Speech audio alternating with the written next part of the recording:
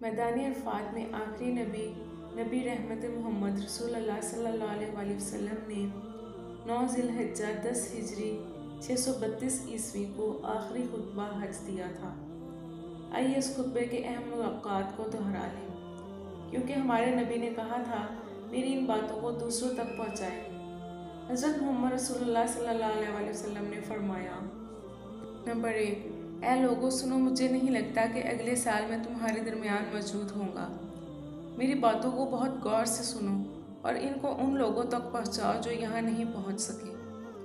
Number 2، اے لوگو، جس طرح یہ آج کا دن، یہ مہینہ اور یہ جگہ عزت و حرمت والے ہیں، بالکل اسی طرح دوسرے مسلمانوں کی زندگی عزت اور مال حرمت والے ہیں، تم اس کو چھیڑ نہیں سکتے۔ نمبر 3، لوگوں کے مال اور امانتیں ان کو واپس کرو۔ نمبر 4، کسی کو تنگ نہ کرو، کسی کا نقصان نہ کرو، تاکہ تم بھی محفوظ رہو۔ نمبر 5، یاد رکھو تم نے اللہ سے ملنا ہے اور اللہ تم سے تمہارے اعمال کے بارے میں سوال کرے گا۔ نمبر 6، اللہ نے سود کو ختم کر دیا، اس لیے آج سے سارا سود ختم کر دو۔ نمبر 7، تم عورتوں پر حق رکھتے ہو اور وہ تم پر حق رکھتی ہیں۔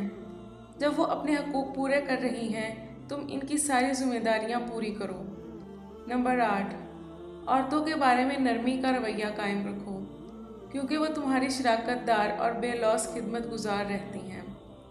نمبر 9، کبھی زنا کے قریب بھی مت جانا۔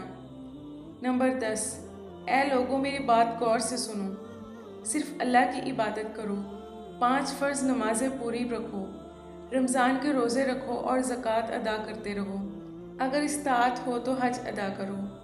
نمبر 11، زبان کی بنیاد پر، رنگ نسل کی بنیاد پر تعصب میں مت پڑ جانا، کالے کو گورے پر اور گورے کو کالے پر، عربی کو اجمی پر اور اجمی کو عربی پر کوئی فوقیت حاصل نہیں، ہر مسلمان دوسرے مسلمان کا بھائی ہے، تم سب اللہ کی نظر میں برابر ہو، برتری صرف تقویٰ کی وجہ سے ہے۔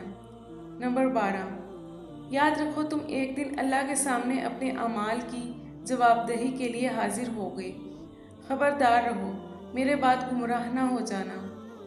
نمبر 13، یاد رکھنا میرے بعد کوئی نبی نہیں آئے گا، نہ کوئی نیا دین لایا جائے گا، میری باتیں اچھی طرح سے سمجھ لو۔ نمبر 14، میں تمہارے لیے 2 چیزیں چھوڑ کے جا رہا ہوں، قرآن اور میری سنت، اگر تم نے ان کی پیروی کی تو کبھی گمراہ نہیں ہوگے۔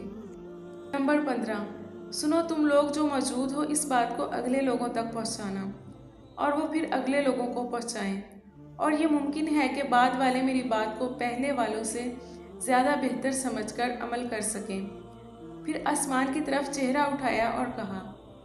نمبر 16، اے اللہ گواہ رہنا، میں نے تیرا پیغام تیرے لوگوں تک پہنچا دیا۔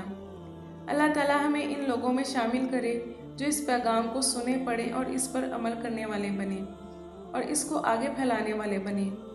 اللہ ہم سب کو اس دنیا میں نبی رحمت کی محبت اور سنت عطا کرے اور آخرت میں جنت الفردوس میں اپنے نبی کے ساتھ اکٹھا کرے۔ آمین۔